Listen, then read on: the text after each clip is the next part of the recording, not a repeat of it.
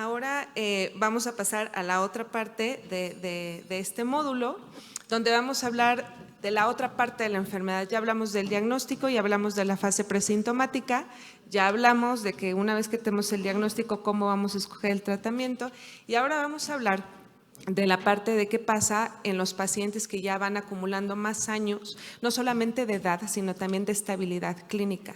Entonces vamos a hablar de qué pasa en el…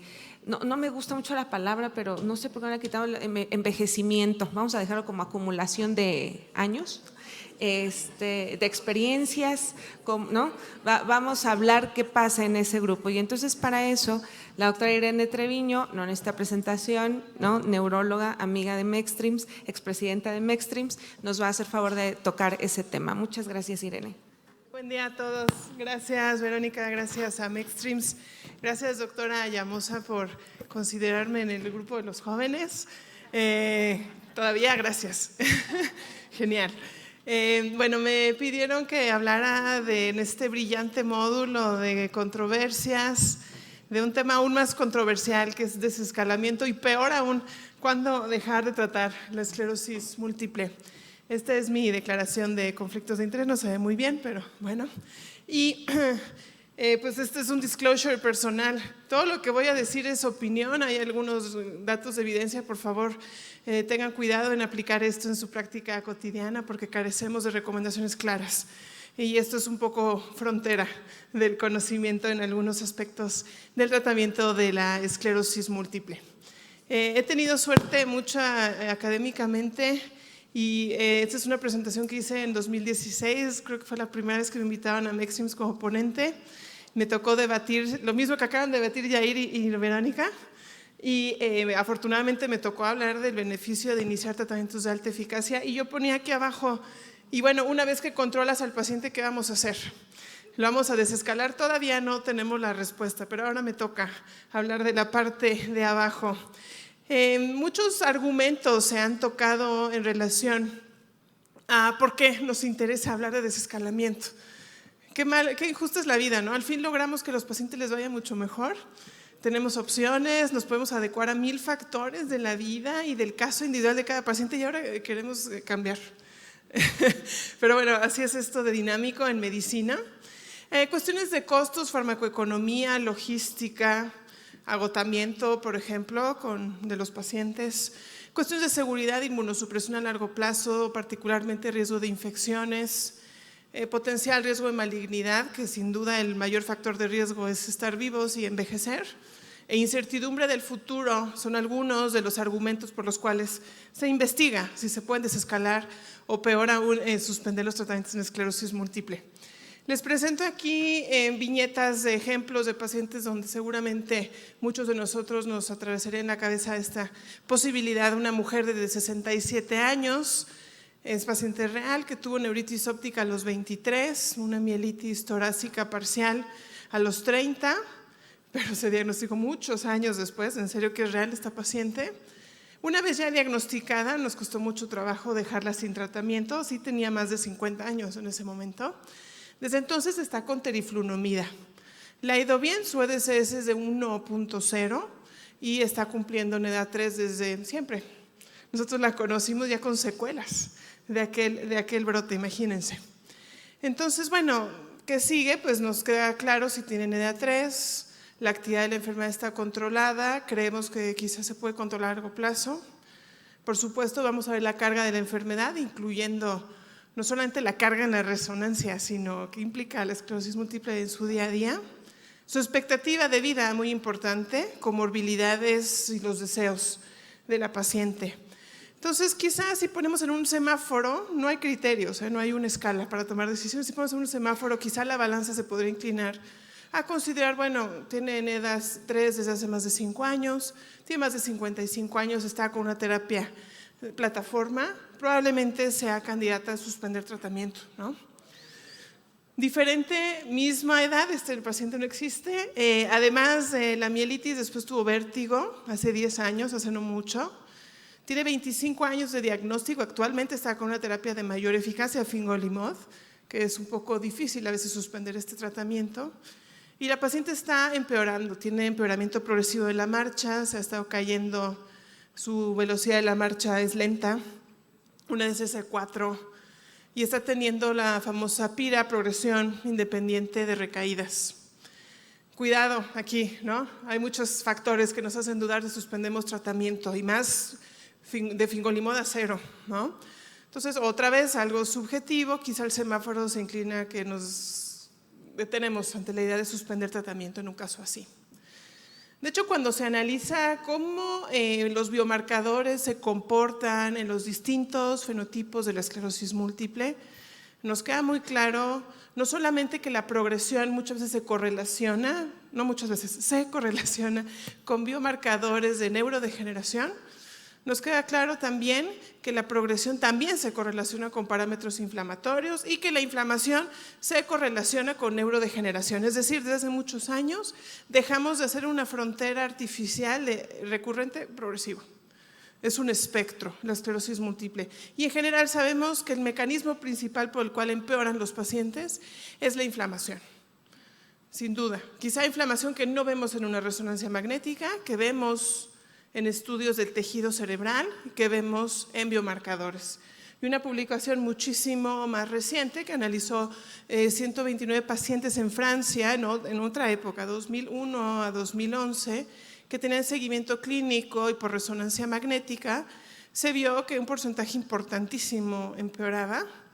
Gran parte de ellos, como saben, el mecanismo principal de empeoramiento en la etapa moderna de la esclerosis múltiple es la progresión independiente de recaídas, pero había una fuerte correlación entre la PIRA y la actividad en resonancia magnética. Y de hecho se incrementaba un 9% el riesgo por cada nueva lesión. Es decir, PIRA también es inflamación. No es recaídas, pero en el tejido cerebral, y ya se ha hablado de la inflamación incandescente, smoldering MS, es inflamatorio sin duda. Y eso es lo que todavía, o es más bien lo que efectivamente sí controlamos con los tratamientos modificadores de la enfermedad. Estamos ante un escenario en el cual entonces pues tenemos un poco que adivinar cómo se va a comportar la enfermedad, pero datos así nos pueden ayudar, nos ayuda mucho la visión a largo plazo, ¿no? Muchas de las recomendaciones que tenemos ahora son por estudios a largo plazo, ¿no? Y bueno, hay otro argumento que dice, bueno, ¿para qué le mueves si el paciente está bien? ¿No? Entonces, una recomendación de los equipos deportivos. Qué ganas de andar metiéndote en problemas, como diríamos los mexicanos. Hay algo de evidencia, pobre. Este es el año en que yo era fellow. Me acuerdo muy bien cuando salió ese artículo y lo anunciaban como ya sabemos qué hacer después de natalizumab. Yo no entendía muy bien muchas cosas, pero decía, pues no sabemos muy bien qué hacer. O sea, qué horror que les hayan quitado natalizumab y los hayan movido a placebo, a esteroides, a interferón, acetato de glatiramina. Es lo que había en ese momento. No está aquí incluido el switch a fingolimod. Y claramente se entendió que pues, hay que tener muchísimo cuidado. Con el desescalamiento y suspensión de natalizumab es un pecado, ¿no? Entonces, esta estrategia ya sabemos que no funciona muy bien. Estudios más modernos nos han enseñado, y también de eso hablamos ayer, que el desescalamiento, inclusive en personas adultas mayores, no es buena idea. La suspensión de tratamiento, disculpen. Hay un riesgo importantísimo de reactivación de la enfermedad, de brotes y de empeoramiento funcional. Y recuerden que el mecanismo principal por el cual las personas adquieren discapacidad es la recuperación pobre, incompleta después de las recaídas, que depende de la reserva neurológica. Y lo que más afecta a la reserva neurológica es la edad. Entonces, la suspensión de tratamiento al día de hoy parecía no ser tan buena idea, inclusive en adultos mayores, por lo cual inclusive se han parado ensayos clínicos donde se aleatorizaban pacientes a descontinuar o desescalar. Y eso, otra vez, quizá la visita de 6 meses lo vemos todo bien, pero si tenemos la fortuna de seguir teniendo la confianza de este paciente a mediano y largo plazo, es cuando vemos la consecuencia a veces desfavorable de las decisiones. Una postura un poco más razonable me parece es pensar en desescalamiento. Es decir, se disminuye la intensidad de un tratamiento e idealmente lo vamos ajustando en función del grado de actividad que estamos viendo, para lo cual, como os decía mi amigo Carlos Martínez Manzanera, como siempre muy brillante, tenemos que pegar a este paciente con seguimiento clínico e idealmente uso de biomarcadores. Eso a veces es difícil en esclerosis múltiple porque para cuando ya vemos un empeoramiento han pasado muchísimas cosas que no hemos sido capaces de detectar. Esa es la verdad. Para cuando el paciente empeoró el EDSS, tuvo un brote, ya sabemos, seguramente hay muchísimas más lesiones en las resonancias magnéticas y no le puedo hacer resonancia magnética a diario, ¿verdad? Entonces es un problema. Entonces, la decisión de desescalar el tratamiento modificador de la enfermedad, sin duda, como todo, es individualizado. Esa es la otra muletilla, Carlos, es individualizado, es controversial. La verdad es que hay que considerar varios factores. Perdón que se movió el color de la letra. El estado de la enfermedad, como les puse al inicio. La actividad de la enfermedad, si está estable o no, si está progresando y por cuánto tiempo. Muy importante. Recordemos estos conceptos de NEDA. La respuesta a tratamiento, verdaderamente este paciente le ha funcionado y está estable, comparemos la resonancia magnética, comparemos el EDSS, si efectivamente ha tenido un control de las recaídas, está controlada la progresión, idealmente iremos más allá del EDSS, implementaremos escalas funcionales, símbolo dígito, cognitivas, velocidad de la marcha, velocidad de miembros superiores, con mucho cuidado ver qué paciente podemos cambiar. Sin duda, ver cómo la está pasando el paciente. Les decía yo ayer, el motivo número 1 por el cual los pacientes quieren cambiar, aunque estén bien controlados, es si están teniendo efectos adversos relacionados a las aplicaciones o a las tomas de los medicamentos. Y estos son pacientes que sin duda son candidatos quizá a cambiar. Ejemplo clásico, inyecciones de interferón beta. Deseo del paciente, esta es una decisión bilateral. Muchas veces los pacientes tienen una opinión muy diferente y de hecho más del 60% de los pacientes que van bien no quieren cambiar. Tienen pavor a la discapacidad, a los brotes. Nos hablaban inclusive, interesantísimo, el doctor Risto, del estrés postraumático, post-recaídas, en esclerosis múltiple. Entonces, quizás sea una decisión difícil de venderle al paciente. ¿Y qué creen? Si nosotros le imponemos una decisión, vivimos en el año 2024, o sea, el paciente no va a obedecer, va a cambiar de neurólogo, va a cambiar de hospital, la verdad, y qué bueno, la verdad. Entonces, centrado en el paciente. Factores de riesgo, conforme se incrementa la edad, se incrementan los riesgos de salud en general, las comorbilidades, riesgo de cáncer. El paciente que fumaba a los 25 una cajetilla al día, quizás no nos preocupa tanto como ahora que tiene 63, o si ya perdió peso, nos empezamos a preocupar. En fin, ¿no? Todo eso empieza a jugar y la expectativa de vida, ¿no? Sabemos la expectativa de vida pues, está cercana a los 74 años. Entonces, bueno, quizá el modificador de la enfermedad ya hizo lo que tenía que hacer. Y seguridad, ¿no? Algunos efectos secundarios son acumulativos con el tiempo, no todos. No todos, y eso lo hemos aprendido no solo en los ensayos pivotales, sino también en los estudios de extensión. Y lo que les decía, ya nos decía Carlos, el monitoreo continuo. Ok, decidí X. Ahora voy a verificar que efectivamente esto esté dando el resultado que se esperaba. Les decía yo ayer que hay una propuesta de usar, por ejemplo, niveles de neurofilamentos de cadena ligera como una estrategia de monitoreo más estrecho y específico. En personas con esclerosis múltiple que suspenden tratamiento, en la persona que esté clínicamente estable, antes de hacer una resonancia magnética podemos pedir un biomarcador como este y solamente si empeora ya hacer, no sé, una resonancia o más evaluaciones, una forma objetiva y relativamente fácil de seguir a las personas que desescalan o suspenden tratamiento. Hablando puntualmente de desescalamiento, eso lo podemos hacer con varias estrategias. Cambio de tratamiento a un tratamiento, como nos decía la doctora Rivas, con un perfil de eficacia distinto. En pacientes, en medicamentos de infusiones intravenosas se pueden prolongar los intervalos de infusiones o reducción de dosis, que finalmente prolongar las infusiones es reducir la dosis. Y hay algunos ejemplos, por último les hablaré un poco de esto. Por ejemplo, en Suecia, este estudio Redose MS, donde se incluían pacientes que tienen más de 3 años recibiendo dosis completas, 2 gramos al semestre de rituximab, que están cumpliendo NEDA 3. Y entran a un protocolo de reducción de dosis, un poco por costos y también porque particularmente con rituximab ya hay mucha evidencia que nos ha dicho que la dosis acumulativa sí tiene incremento de riesgos de seguridad. Y también porque sabemos que las dosis que se usan convencionalmente de rituximab son demasiado altas y quizá no necesitamos tanta dosis para suprimir los linfocitos B. Entonces aquí viene el ejemplo, los pacientes están con 2 gramos al semestre o más de 1000 y después de este periodo los pacientes entran a una a dosis de menos de 1000 miligramos al semestre, luego menos de 500, e inclusive se pueden espaciar las infusiones hasta cada 18 meses. Eso es lo que propone este protocolo, donde 84% de los pacientes en este seguimiento pudieron estar en este esquema y solo 1.5% tuvieron recaídas. Otro ejemplo, esto todavía no encontré el artículo, se presentó como abstract en el Consorcio de Centros de Esclerosis Múltiple el año pasado. Pacientes que switchaban de fármacos orales o anticuerpos monoclonales a inyectables o teriflunomida. Los resultados hasta ahora publicados, presentados, es el comportamiento de las recaídas. En general pueden ver ustedes que no hubo mucha diferencia, salvo en aquellos pacientes que habían tenido recaídas recientemente antes del cambio. Quizá no es la mejor, ¿no? Si vamos a hacer un desescalamiento, por favor, que el paciente esté clínicamente estable. Otro ejemplo, por ejemplo, con ocrelizumab, es una publicación reciente. Este es un protocolo que han propuesto en Dinamarca a partir del año 2, mover a los pacientes a infusiones cada más de 28 semanas, menos de 28 o más de 28. Y hay pacientes que se han llevado mucho más de 28 semanas, cerca de los 10 meses. Ven aquí el seguimiento en cuanto a actividad clínica, radiológica, progresión confirmada de la discapacidad y NEDA3. La verdad es que no encontraron hasta este momento ninguna diferencia.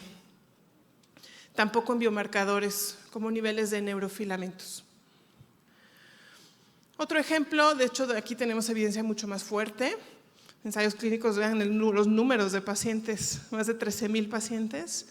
La prolongación de los tiempos de infusiones entre natalizumab, y esto viene porque se sabe desde estudios de farmacocinética que la saturación de las interinas dura mucho más de 4 semanas.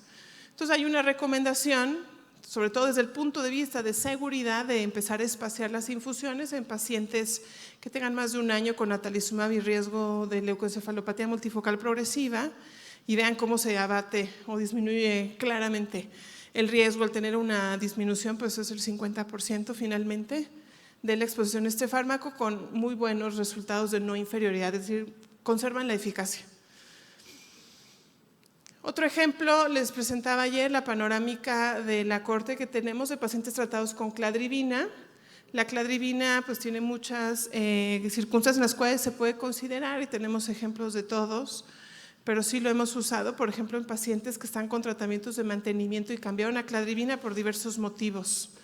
Y en general vemos una tendencia muy clara a que la actividad que estaban teniendo, todo lo rojo que está marcado, se reduce drásticamente después de iniciar la cladribina, inclusive desde el primer ciclo, mucho más notorio en aquellos pacientes que son los que están arriba, que ya completaron 2 años de tratamiento, y esto incluye pacientes naive, pero vean, cerca de la mitad son pacientes de switch, inclusive de terapias de alta eficacia. Y aquí vemos que de hecho estos pacientes, por ejemplo, que venían de rituximab, la mayoría de los que son de switch son de rituximab, interesante, cumplieron el perfil ideal de respuesta, que es respuesta temprana. Eso también es una estrategia que se le ha llamado, o se le propone llamar exit treatment, a ver cómo decide el doctor Rivera que se llame eso. Tratamiento de salida, me imagino, pero siempre tiene una propuesta mucho más brillante y divertida. Como una propuesta, al tiempo dirá, todo esto se tiene que ir interpretando en función de la evidencia. Entonces, la suspensión de tratamiento frecuentemente se asocia a reactivación de la enfermedad. Entonces, hay que tener mucho cuidado con esta decisión, y si por algún motivo se decide vigilar, ¿no? ¿Cómo nos va con eso? Siempre, si vamos a considerar estas cosas, pensar que serán pacientes estables, por favor, y esto es sujeto a verificación constante, y hay que tomar muy en cuenta no solamente el NEDA. No es lo mismo suspender el tratamiento en alguien con un EDSS bajos, aunque tenga 4 y esté estable. Hay que tener cuidado porque estos pacientes con menor reserva neurológica tienen mucho mayor riesgo de deterioro funcional, y muy importante tomar en cuenta el punto de vista del paciente y estar al pendiente de recomendaciones que surjan y evidencia un poco más sólida para estas recomendaciones. Y por último, quiero agradecer su atención, y particularmente a mi alumna actual, la doctora Baños, y exalumnos, la mayoría de ellos neurólogos excelentes, salvo Juan, que fue médico pasante, está haciendo ortopedia, desgraciadamente, pero fue muy buen alumno del Servicio Social de Neurología. por haber creado toda esta evidencia, hablando particularmente de la serie que tenemos de pacientes con cladribina. Y muchas gracias a todos. Gracias, Vero.